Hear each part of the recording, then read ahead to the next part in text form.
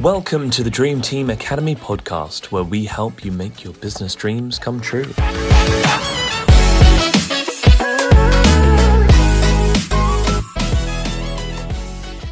Hello.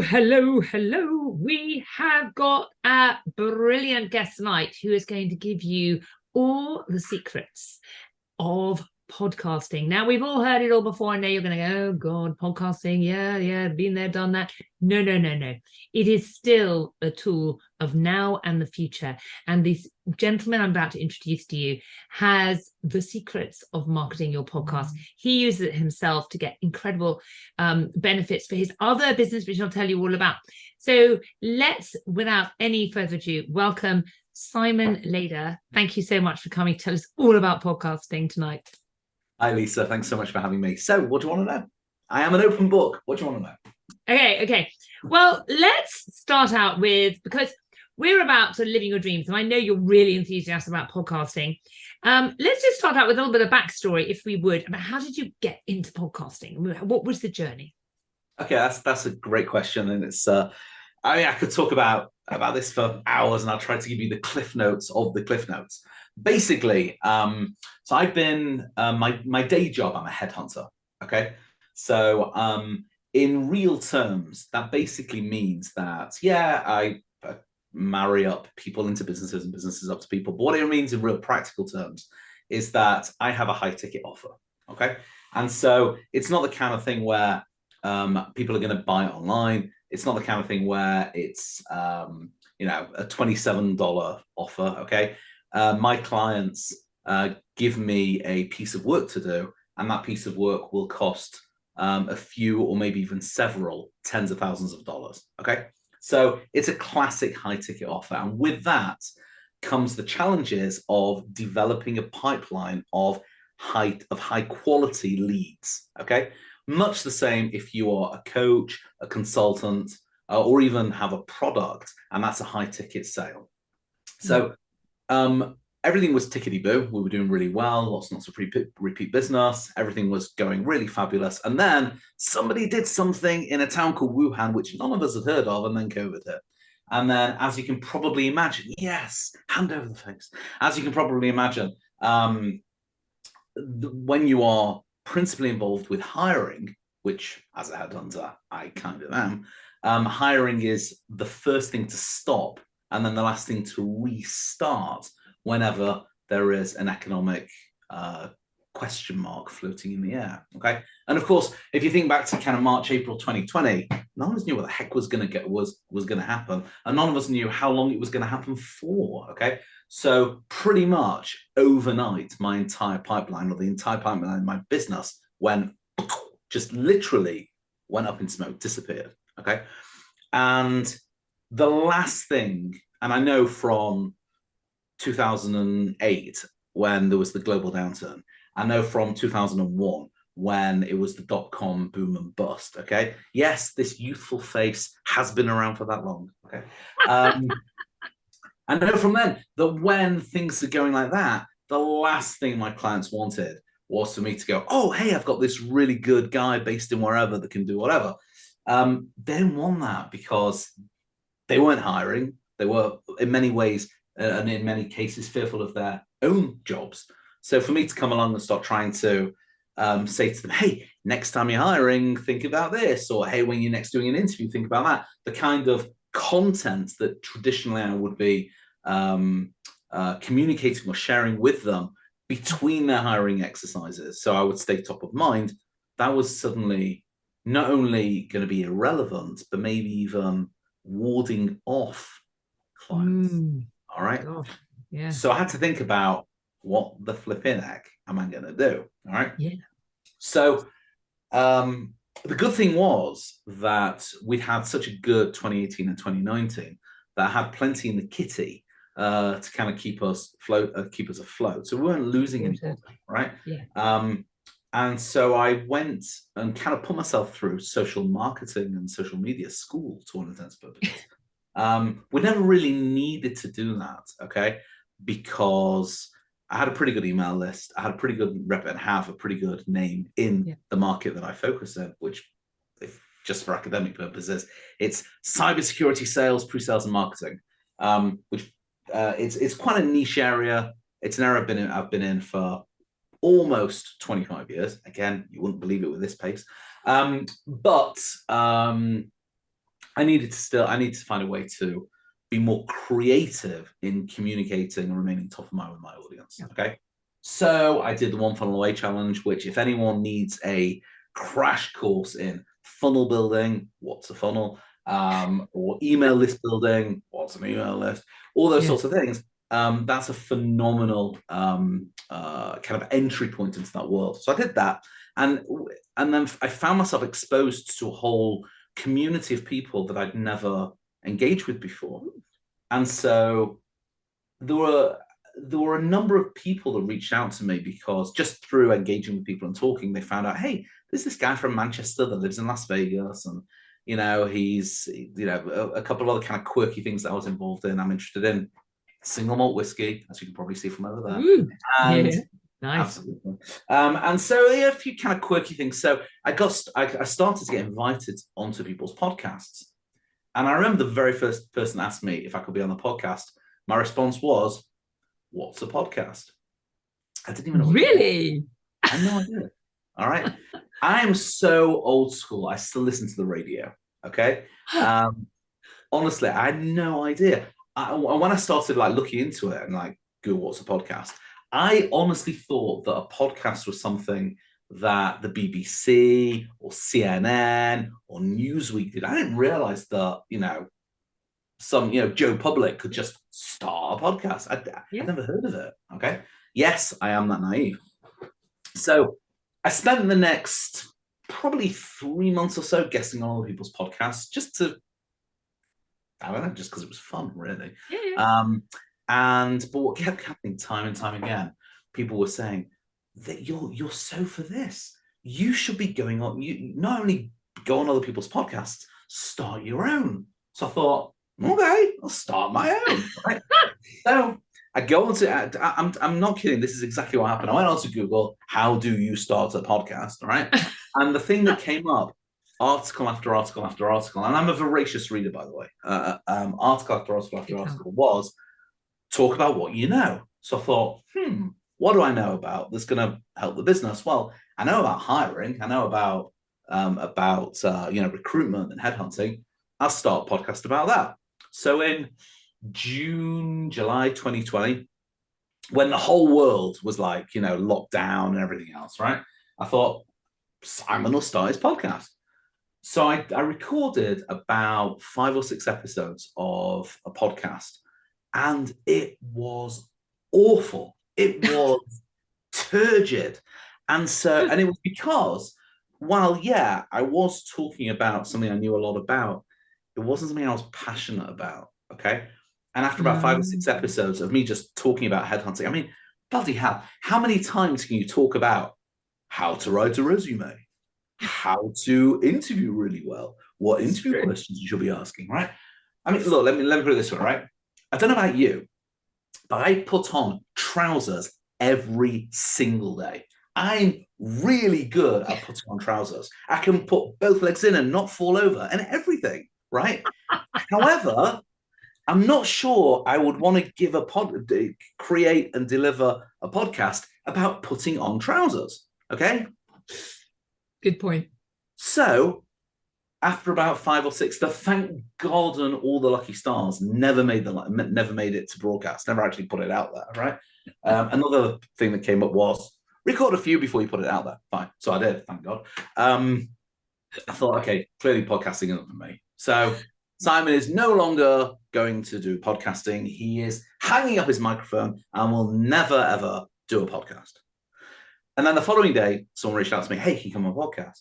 Can you come on a podcast? And again, it kept coming up. You should start a podcast. You should start. And I thought, you know what? Maybe these people are right. Maybe I got it wrong. So what I did, and I think this is, they say, even a broken clock is right twice a day. This is one of the times I was right. Okay. I decided that I would ask the people to whom I was going to appear on their podcast if I could pick their brains for 5 or 10 minutes, either before or after the podcast recording. And pretty much everybody said, yeah, fine. And I did some research beforehand, again, being in recruiting, quite a lot of recruiting is research, did some research beforehand about the podcasts. And I started to distill Scotch whiskey, those that were really good and had a following and were starting to really kind of go places, and those that weren't. I still appeared on everyone's podcasts. But what I wanted to see was, were there any patterns, were there any common denominators between those that were successful and those that weren't? Because this guy's never had an original thought in his life. What is it that I could shamelessly copy in techniques and processes from the people who were successful that I could then, if I was going to do my own podcast, that I could build it in from the DNA? Yeah. And number one was all the people that had really successful podcasts were incredibly passionate about their subject matter. That was number one. Okay. Number two, they had an intimate understanding of the needs of their audience. Okay. And number three, they knew very, very clearly how consistently, week after week, episode after episode, they were going to satisfy the needs of that audience. Okay. Yeah. So I started to think, right, okay, well, how am I going to do that? Okay. So I went away, figured it all out, okay, which took some time and took quite a lot of audience testing. Yeah. And by November, December of 2020, we'd recorded 5 or 6 episodes of this new podcast. And on, I think it was December the 28th, I think it was the Monday between Christmas and New Year of 2020, the very first episode of The Conference Room was born. Okay. Ooh, I like it. I like the name. Thank you. And it was great because we started to see some growth, not spectacular growth, but we started to see some growth. So then I thought, okay, fine. I've now got a podcast that I'm proud of. I've now got a podcast that I think is satisfying a need of an audience, and our audience retention figures were pretty good. The one thing that I haven't really cracked yet was audience growth. But, and this is something I talk to a lot of people about when they talk to us about how we can help them with their podcast.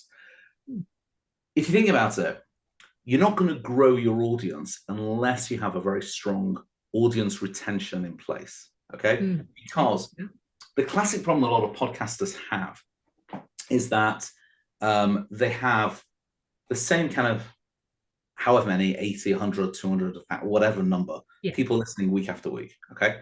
And then they'll bring in a guest, they'll have a special episode about a particular topic or whatever, and they'll get a big bump that week, okay? They'll get a few people hanging on the following week, but then a week after that, everything goes back to how it was before, all right? And the reason for this is they haven't got a strong audience retention strategy, okay? It's akin to filling up your bathtub without putting the plug in, without putting the stopper in, okay? Lots of new listeners might be coming in, but just as quickly as they're coming in, they're going out, okay? So we really nailed, I think, our audience retention. But what we hadn't really thought about too much at the outset was how we're going to attract new listeners. Okay, so then I did exactly what I'd done before. I then decided, right, Simon's going on the road, and so I went and found the podcast that I'd seen a big spike in their audience numbers. Okay, and managed to sustain that kind of growth. And I did the same thing. Hey, can I come on your podcast? These are all things I can talk about. And obviously targeting ones where I actually had something to advance their audience. And again, can I have 5-10 minutes with you to talk about it?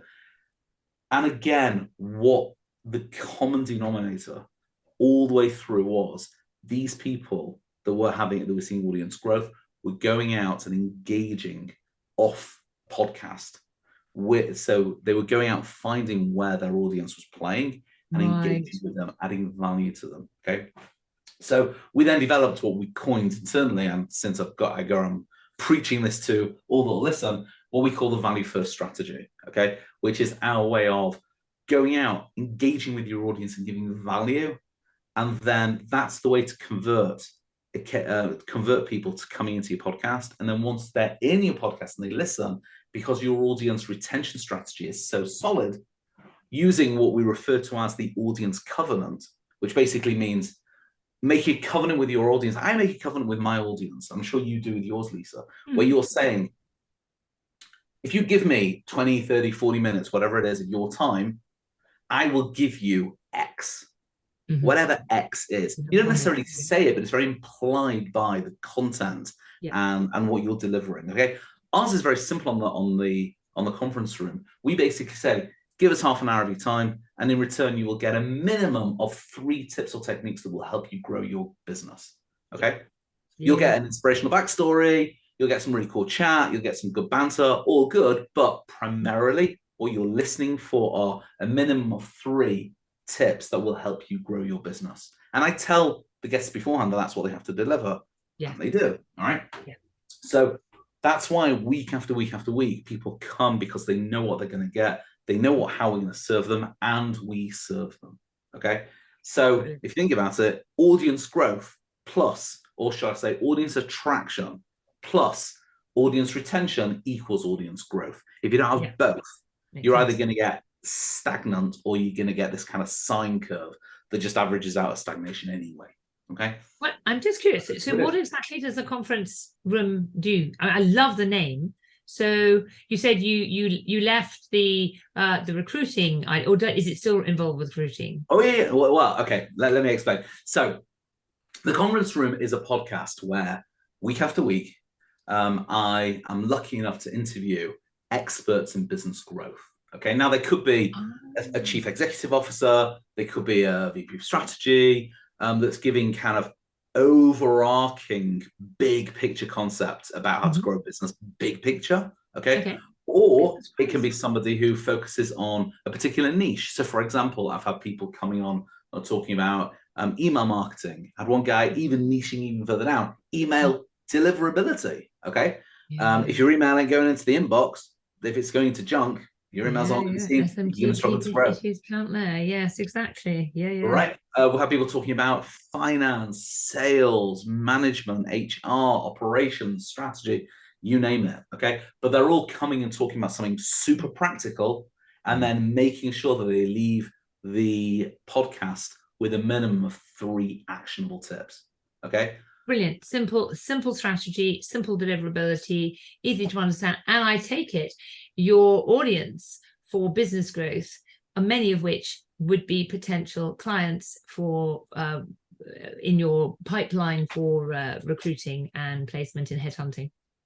That's right. And it's interesting because we then, just kind of continuing the narrative a little bit, we then decided, right, okay, how the heck are we going to monetize this thing? All right. And this is the thing I talk to a lot of would-be podcasters about a lot, because it's amazing how many people are passionate about their message. You find that quite a lot with people who have, for example, a religious podcast or an issue-based podcast. Okay. And that's great. And having that passion and that energy for a particular subject is fantastic. So much so, many of them will turn around and go, I don't even want to monetize. Now, the thing is, I always caution them against that. Why? Because having that enthusiasm and passion at the very, very beginning is great. But I guarantee you, if you're really working hard to grow a podcast, then number one, it does take time. And number two, it can be a bit of a ball ache. Okay. Yeah. And if you don't feel that your time is being recompensed, then it can become a demotivator. Okay. It won't surprise you to know that over 99% of podcasts fail. Okay. More than 99% of podcasts out in the world, okay, do fewer than, I think, 25 episodes. Okay. Wow. There are millions of dead podcasts out there. Hi, I'm John, and I'm going to podcast all about chewing gum. Okay. I'm really passionate about chewing gum. 3 episodes in, oh, bollocks to this. All right. That happens time after time after time. Hey, I was one of them. Thank God I'm not a statistic because I didn't even air it. All right. But it happens time after time. And it's predominantly because people don't feel that there is that there's no kind of give back to them for the effort that's going in. There's no proportionality or reciprocity from the podcast back to them. It is hard work. It is hard work. And I've relaunched my podcast, but I ran podcasts before and it was successful, but I concur with everything you said. And then I took a break because I was like, this is hard work. It was fun, but it was such hard work and I didn't monetize it. Oh my God. So everyone listening, this is gold. You're listening to gold. Put my hand up, been there, done it, made all the same mistakes, 100%, as Simon is saying. So listen carefully. So I was thinking, right, okay, stage 1, get the podcast built. Done that. Stage 2, start to get it to grow by attracting and retaining an audience. Doing that.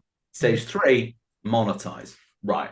How the flipping heck are we going to do that? Now, we'd done a little bit of the thinking in advance. So we weren't really starting from scratch. However, I decided, as I had before, Simon's going back on the road. So I looked at the podcasts that are out there that seem to have a strong monetization strategy. And I did the same as I'd done before. Okay. You'll notice, by the way, at no point, and this is probably a bit like a turkey saying, hey, vote for Christmas. At no point had I gone to any podcasting guru or expert, because I really felt that the best gurus and experts are the ones that are actually doing it. Okay. Unfortunately, when it comes to a lot of business expertise, you often find that those that can do, those that can't teach, and those that can't teach PE. But aside from that, my point is that I wanted to learn from the people who are actually in it and doing it, rather than people that weren't doing it, but were just kind of selling knowledge. Okay. No disrespect to any coaches or consultants out there. There are some amazing ones. The ones, in my opinion, that are amazing are the ones that are doing it in parallel to actually doing what they're teaching. Okay. So, if you can't drink your own Kool-Aid, what the heck are you doing, right? 100%. So I decided to go again and find the podcasters that were successfully monetizing. And you know what? I discovered if there's one thing that people should take, and I hope there's more than one thing, but if there's one thing that people take from this conversation, it should be this, okay? The most successful podcasters out there do not rely on advertising or sponsorship revenue. That's not how they monetize. Really? That was what you found out? Okay, that's interesting.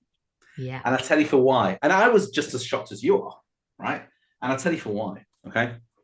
The amount of time and effort that goes into finding and attracting and developing relationships with sponsors or advertisers is, unless you are a Joe Rogan with a gazillion followers, okay? Or unless you are, Jerry Seinfeld or Kevin Hart that does a podcast with a gazillion followers, okay? Or a Bill Burr with a gazillion followers, okay?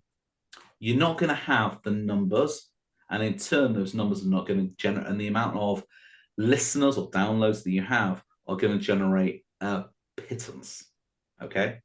I have approximately 25,000 listeners a month, okay? Which is pretty good. Pretty damn good, Yeah, it puts me in the top 0.5%, okay? Yeah. Okay, which is good. It's a number I'm proud of, aiming for that top 0.1, but that's a big mountain to climb, okay? Yeah. 25,000 listeners a month would get me probably about $250 a month off of Spotify. All right. Okay.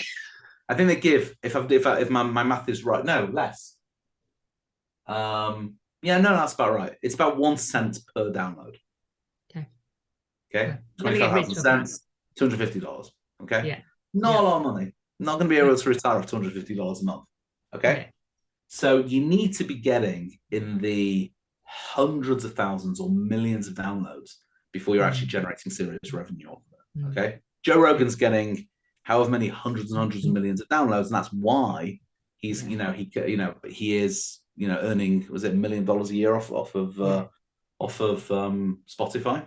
Yeah. So for lesser mortals like you or I, unless you are an established brand, you're not going to get the kind of revenue you would expect by doing sponsorship or advertising.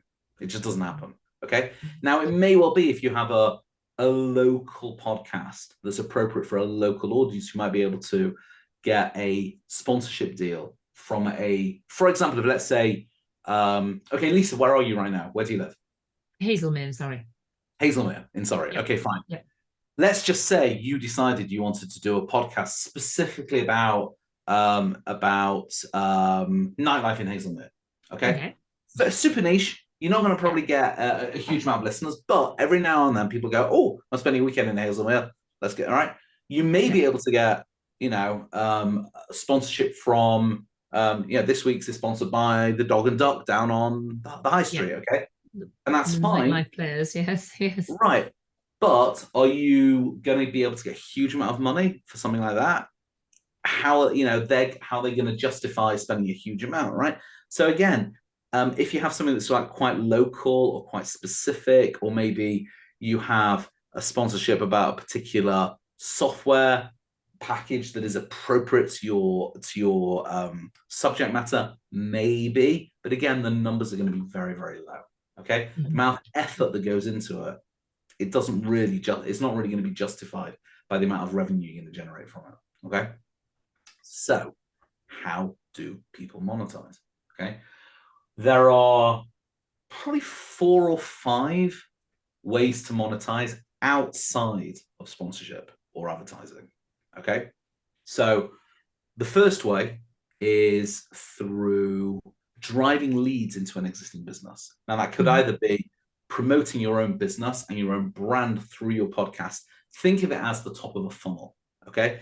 And then your subject matter coincides very clearly and very carefully with your offer and with your expertise, so that when people listen to the podcast and you have in your show notes, if you want anything more, click here, and that takes them to your landing page. They can download the whatever, they go onto your email list, and if you have 10, 15, 20,000 people listening every month, enough of a proportion of those, if let's say a quarter of those people every month join your email list, that's a pretty good return. All right. Yeah. So the first thing is, think of the podcast as a top of funnel. Okay. Second way, and this is very effective if you're high ticket, is actually, I'm going to come back to this one because this is really cool. Okay, I'll come back to this one. The second way we'll come back to. Third way is affiliate marketing. Okay, using your podcast for affiliate marketing. So, for example, Lisa, you and I have chatted before that you're really into horses. Okay, yeah.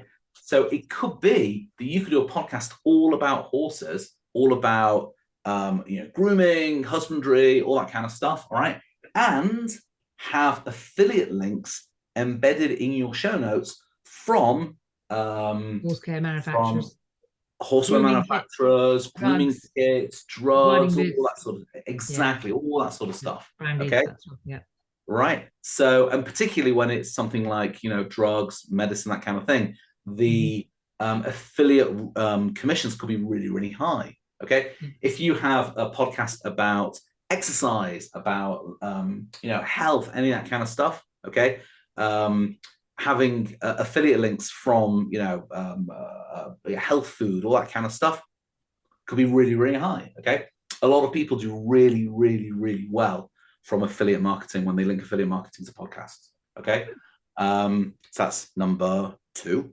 Yep. Number 3, premium content. Premium content. Okay, if you could do a podcast, whether it's visual or whether it's just audio, and you give tons of value, okay, about a particular subject matter. So it could either be educational, it could be entertainment, okay, and then you say, right, if you want the really, really good stuff, go to my Patreon account, go to my website, become a member, and you'll get the really good stuff. Okay, that's the third way. Okay, that relies on a concept called product-led growth. Okay, anyone that's familiar with Zoom, and I know you are because we're using it right now. Okay, Zoom is a great example of what people refer to as product-led growth. The idea being that you offer someone something for free. Okay, Zoom didn't make money by giving people their product for free. They made money by giving an awesome product that was for free, but then knowing that there's an even more awesome paid product that they could use behind it. Yeah. Pardon? Yeah. Yeah. All right. Amazing. That's what, if your subject matter, your expertise lends itself towards that, it's a great example of having premium content. Okay, that could be really effective. Give you an example. One of the most popular podcasts on the BBC in the UK was Simon Mayo and Mark Kermode's movie review on the BBC. Okay, about a year ago, they switched out and they now do it privately themselves. And they monetize it by using exactly this model. Okay, they have the free podcast and they have the members only, and it's like $10 a month to become a member. Okay, and if you have, let's say you have 25,000, if I can get 25,000 people listening to my podcast, anyone can, right? Let's say you have 25,000 people listening to your podcast. Okay, and 1% of them, 250 people, decide they're going to pay you $10 a month to listen to your podcast. $2,500 a month, that's not bad. Yeah, it's not. All right. Absolutely. Yeah. All right. The numbers. It's all in the numbers if you get that. Exactly. Content is queen here. Absolutely. And then finally, okay, the one that I said I'll come back to is this. The special one. I'm getting excited. The special one. Drum roll. If you have a high ticket offer, okay, you don't necessarily need, in fact, you probably don't want that many leads coming in. What you want is high quality leads. Okay. A great way to develop high quality leads is formulate your podcast as a platform for your potential clients to promote themselves to their audience. Okay. So your podcast isn't talking to your clients, it's talking to your clients' clients. Okay. So think about who your client is. Okay. My ideal client is, so for example, you, Lisa, your ideal client is a coach or consultant doing whatever, right? So you say, right, okay, I'm going to create a podcast where my coaches or consultants can talk to their audience. Maybe their audience are, I don't know, small business owners between the age of 18 and 35, for example, right? People just starting out in a business, fine. I'm going to give them the platform. Then your podcast becomes a great way for you to develop relationships with your clients, because you're not going up to them and going, hi, can I sell you my consulting services? Hi, can I sell you my coaching services? What you're saying to them is, do you want to come on the podcast and help me promote you to your audience? And then you develop that relationship. Clever. Very clever. All right. Those are the primary ways to monetize a podcast. And you heard it here. Beautifully put. I've listened to a lot of people talk about podcasts, and you're actually doing a fantastic job because you're making it very simple and very clear. And it isn't rocket science, but there is the strategy and you are outlining it. So kind of fascinating. You said 99% of podcasts don't go beyond like 25 podcasts and they die. That's incredible. I didn't know that. That's like 85% of coaches fail and 9 out of 10 businesses fail in their first year. So I guess it's kind of the same. But that sounds even worse, actually. Yeah, the problem is that most podcasters don't understand the basics, and the basics are simple. Okay, but it's like the old saying, there's nothing more uncommon than common sense. Okay, the thing is that the reason why most podcasts fail is because either, number one, they are unstructured and inconsistent. And I'm not talking about inconsistent. I mean, some are literally inconsistent, as in, we'll broadcast sometime it'll be on a Monday, then we'll miss a week or two, and then it'll be out on a Wednesday, and then we'll miss another 10 days and be out on a week on Friday. I mean, sometimes they are doing that, but also there are some podcasts, and believe me, I've been listening to a lot through my podcast coaching. I listen to a lot of podcasts, and it's like, I genuinely don't know what I'm listening to. I'll listen to one. Okay, fine, I've got an idea of what it's going to be. I'll tune into the next week and it's completely different. And I'll tune into the following week and it's completely different. And I'm like, what the hell am I listening to? All right. Interesting. Or they are aiming at so broad an audience, they're missing everything. Okay. What if you want to have a successful podcast? One of the most key things you need to do is to define really, really tightly exactly who your audience is. And if you haven't done that, then you're on a hiding to nothing. And let me tell you very, very simply why. Okay, I'll give you a great example. About a month or so ago, I was talking, this podcaster called me and wanted my help. So I said, okay, well, let's start off with the basics. Who's your audience? She said, women. I said, That's not a great definition. I said, all Ideal women? sign. All women? She said, yeah, all women. My podcast is for all women. I said, okay, there are about 4 billion women on the planet, and your podcast is relevant to all of them? She said, yeah. I said, okay. I'm just going to give you 3 or 4 personas here, right? Persona number 1, a soccer mom who's got 3 kids under the age of 11, whose primary thought is, how am I going to get everything done in a day? She works part-time, but she's primarily a mum. Her work is secondary, and the thing that keeps her awake at night is, how am I going to get my kids up and out to school in enough time, pick them up, get all the housework done, do a bit of work, and then right, fine. Persona number 2 is a single mom on benefits. Persona number 3, a woman without kids who lives in an apartment in Manhattan, and her husband works for a hedge fund and is earning $2 million a year. Yeah. Right? And 4 and 5 were similarly different, right? Yeah. I said, what's your topic going to be in episode 1 that's going to appeal to all of them? And what's going to appeal to all of them just as much in episode 2? Are you going to talk about fertility issues? Talk about fertility issues. The penthouse woman that hasn't any kids isn't really going to care about that. Okay. If you're going to talk about couponing, she's not going to care about that either. But the single mom on benefits is going to be really interested in that. Okay. If you need to pick things that week in, week out are going to appeal to all of your audience. All of your audience. Yeah. The problem otherwise is, it's like you've got lots and lots and lots and lots and lots of dartboards, and you're just throwing darts one at a time. And if you throw at one dartboard, it means that, let's say you've got 10 dartboards out there. If you throw at one, then the other 9 haven't been serviced. And if they haven't been serviced, they ain't coming back. So you then throw out another one, but those people have already left. So the person all the people in dartboard number 1 are also going to leave. Yeah. Okay. What you need to do is say, I'm ignoring dartboards 8, 9, and 10. I'm ignoring dartboards 1, 2, and 3. I'm ignoring dartboards 4, 5, and 6. I'm focusing exclusively on dartboard number 7. And every dart, number 7. So good. Number 7. Great analogy, dartboards. I love it. Yes, I know Dean Graziosi called about it your dot. He talks about shrinking it down till you've got this like little dot, which is like 8 people that need, it's like, and that's who you focus on, because if you focus on that micro niche, you'll actually kind of get some fraying on the edges anyway, but then you'll be able to speak very specifically. And yeah, I mean, what you're saying applies to all online business. So Absolutely.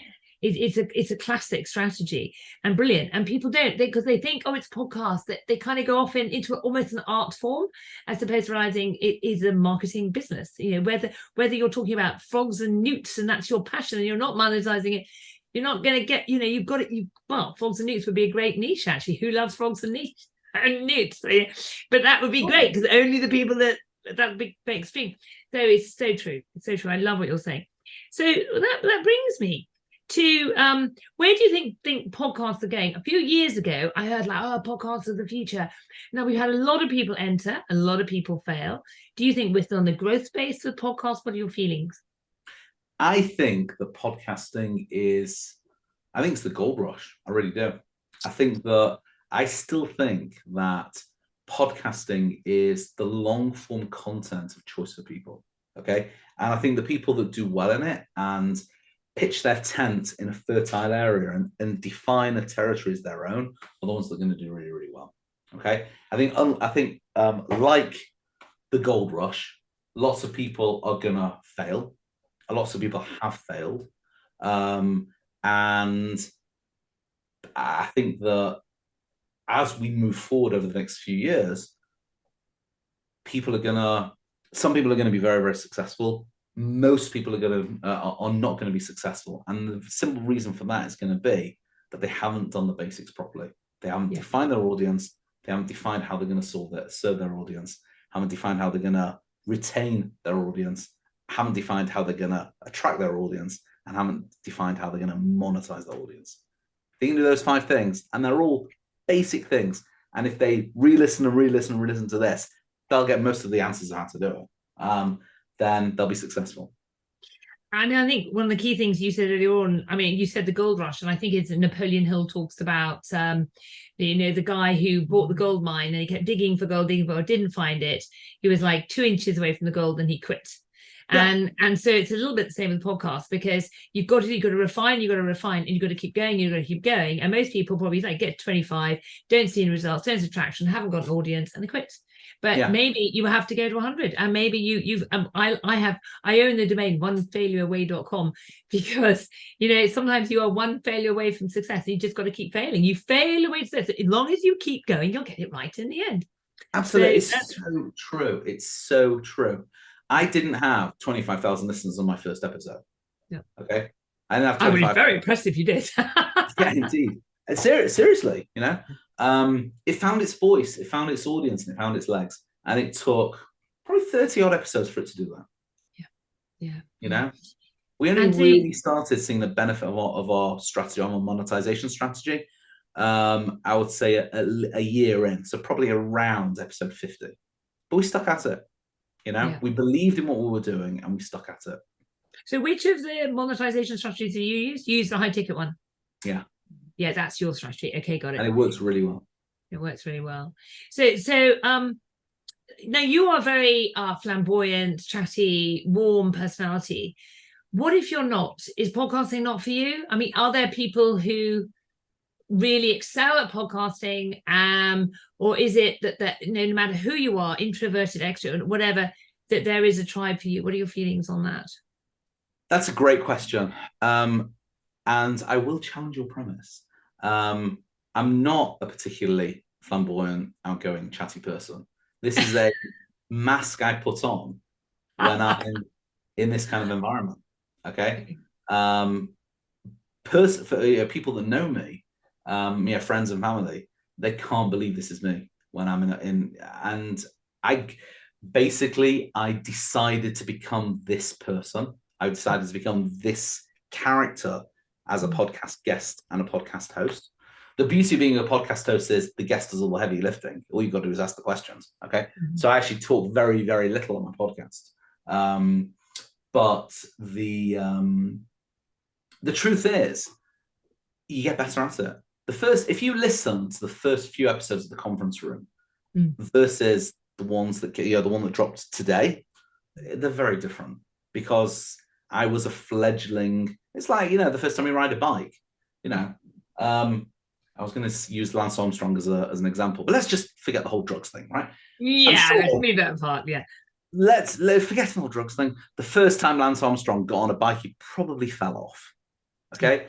The first time Cristiano Ronaldo kicked a football, it probably didn't go the way he wanted it to.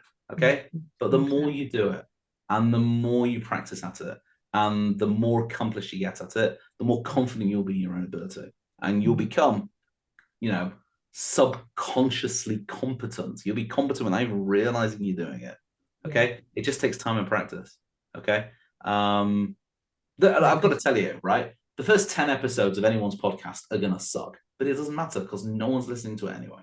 Yeah. So that's good. So you can just kind of screw up and find your way, and you find a way to breathe into it, you have to be yourself, I think, and you have to find your voice. Would you agree? It's like, and it takes time, because you get braver, you get more relaxed into like, this is who I am. I can ask these questions. I can do this. And you have to be authentic. And we know we have this thing about authenticity now, but it's nowhere truer than when you go live or do a podcast. Yeah. Be yourself. So 100%. So now, what about hosting? I mean, if you go and Google, I want to start a podcast, it'll tell you, that everyone's vying for your money. They're like, oh, £10 here, free here, 20 quid there. Does it matter? The short answer is no. All right. There are dozens of podcast platforms out there. Okay. They all do, broadly speaking, the same thing. Okay. Some have more whistles and bells than others. Some have more automation than others. But if you want to start out doing it super cheap, free, super low risk, there's definitely tools out there to do it. Anchor is one that's free. There are plenty of others where that are free as well. Some are paid. But at the end of the day, it matters far less about the tools that you're using than about the techniques that you're using. The techniques are far more important than the tools. Yeah. So, God, you've been so helpful. Thank you so much for being so effusive on your expertise of podcasting. So tell us, because now I'm curious. So what is it that you do then? What is the high ticket offer? You actually help people create podcasts, don't you? Yeah. That's right. So basically, we have my principal high ticket offer is my headhunting business, and that's really what the conference room drives people to. Okay. However, we recently started Viva Podcasts, and Viva Podcasts is serving its clients in several different ways. Okay, you can, should you choose to do so, consume our free content, and it won't cost you a single penny. And the way to do that is to join our free Facebook group, which is facebook.com/groups/scale, share, monetize, which is what a good podcaster will do with their audience. They'll scale their audience, they'll share the message, and they'll monetize it. You can also join our membership, which is exactly $39 a month to get some really, really good stuff. Okay. And we're aiming to get 1,000 members by the end of this year. Okay. Or alternatively, if you want to, you can work with us on a one-to-one basis, and we can coach you through building and developing a really good podcast. And particularly if you have a high ticket offer and you want to find a way to generate really, really good quality leads, podcasting is a very good way to do it, and we can coach you step by step on exactly how to do that. Okay. Amazing. We can coach podcasters on how to scale their audiences, but the real sweet spot, and we're happy to do that, but the real sweet spot, and frankly, my own real passion for this, is taking people that have got a great business and are sharing real value, but not to enough people, and then helping them harness the power of podcasting to really scale the business. Because that's really easy. I mean, it's the same in my business. I help people. My specialty, my team does everything, but my specialty is Facebook marketing. And the most exciting clients are the ones who are doing so much, but it's not getting anywhere. And all I have to do is just tweak it a little bit, because they've already got the business, everything's there, and they just need the visibility, and they just need to bring the audience in. So it's the same that Facebook has an audience, just like a podcast has an audience. It's the same thing. And which is probably the same LinkedIn, Instagram, and TikTok too. Absolutely. And the two things work really well. It really doesn't have to be, and really shouldn't be, an either-or strategy. If someone's doing really well on Facebook, great, and this could really augment that, because it gives an authenticity and an authority that I think dovetails beautifully into the kind of snapshot that Facebook can give. Okay. The Facebook, YouTube Reels, YouTube Shorts, TikTok, Facebook's Reels as well. All of these things in short form has a fantastic place, and another weapon, a different weapon in the arsenal that can augment brilliantly into that is podcasting. So I would urge anyone who is, even if they're doing really, really well through Facebook or TikTok, through that strata of marketing, to also consider adding this to their portfolio, because the dividends it will reap could be enormous. And I will add another one from my own experience is if you podcasting is an opportunity to talk to people and meet people you would never otherwise meet, because people really like to be interviewed. And I have discovered and built relationships, friendships that have lasted with people I never imagined would give me the time of day, because I had to work really hard to get them on my podcast. But when I did, I got insights, and they're friends. It's extraordinary. It's actually a great networking. You're one failure away. You're also one person away from hitting the jackpot and finding your thing in life. Could be one connection that introduce you to someone, whether it's you find a relationship, or you find money, or you find a business. So podcasting is the sort of specialist, again, in your area. way of meeting people. So it's so I true. highly recommend it. And you know what else is that, just sort of building off of that to your point, is that if you are passionate about a particular subject and that's what you choose to podcast in, you'll get a combination of incredible people with whom you can share the passion. You can get people that have an insight or an exposure to it. Like, for example, I mean, I don't, but let's say I decided to do a podcast about Scotch whiskey because it's something I'm passionate about. Yeah. I could imagine me talking to distillery owners, master distillers, the head of import-export at Diageo. These are awesome people. But one stage further, if you're passionate about a particular subject from an educational perspective, think about how much you can learn from the best in the business when they come onto your podcast. Yeah. I mean, every time I record an episode of The Conference Room, I come away and I go, oh my God, that was a masterclass in sales, marketing. I mean, I'm literally getting tutored from the best out there.